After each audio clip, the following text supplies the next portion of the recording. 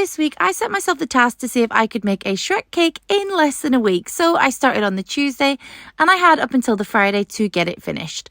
I used vanilla sponge and then I covered it in a layer of chocolate ganache to seal in all the freshness. And then I tried something new, which was to cover the cake in the ganache and then use that ganache to sculpt the face.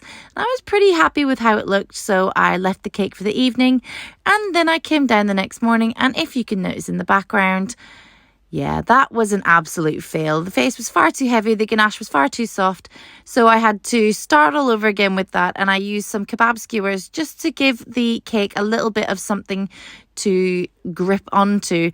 Then I layered the cake up with some fresh cake, obviously because the other cake had been on the floor, covered it in ganache, and then while I waited for that ganache to harden, I went and added on these layers of this coloured modelling chocolate on for his legs and his shoes. And then I moved on to adding on the little frilly section of his boots, and I just used modelling chocolate, which I bent over like that. Then I took a cutout of Shrek's face and placed it onto the head, and I used that to mark out all of his features. Then I went in with this yellowy green Shrek ogre skin colour modelling chocolate, and I put on small blobs until I could get the face into somewhat of the right shape. And this took probably about 2 hours to sculpt altogether, so I've sped it up for you because obviously you don't want to watch all that. Then I added a ball of the modelling chocolate on for his nose, and I don't know if you can notice, but if you can see how small my hands look next to this cake, you will realise how big this cake actually is.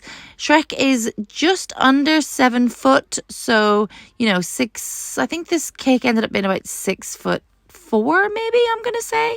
But I covered the whole thing in a layer of modelling chocolate and then used a blowtorch and a clean cloth to give it this amazing fabric texture. Then I went in and added all of the last details to his clothes, including his belt and his hands. And then once I'd done that, I went on and added his little, I'm going to say snakeskin jacket, but I don't think it is snakeskin. Maybe dragon skin, because, dragon, well, hopefully not, because donkey's bird anyway. So then I added on these last details, which was the little lace bit, which connected on his waistcoat. And then I went in and added on the final details to the face, which was painting on the lips, adding in these chocolate eyelashes, and then painting on the last eyelashes, eyebrows, and details on the face. And here you have it, the finished life-size Shrek cake, which I made in around 4 days. I had from Tuesday and I finished it on just early Friday morning, and I'm super happy with the result. I really love how it turned out. I think it could have been a little bit neater, but because I had such a short amount of time, I'm really happy with how it came out. Thanks for watching, guys. I really hope you like it. Come back again to see what I make next.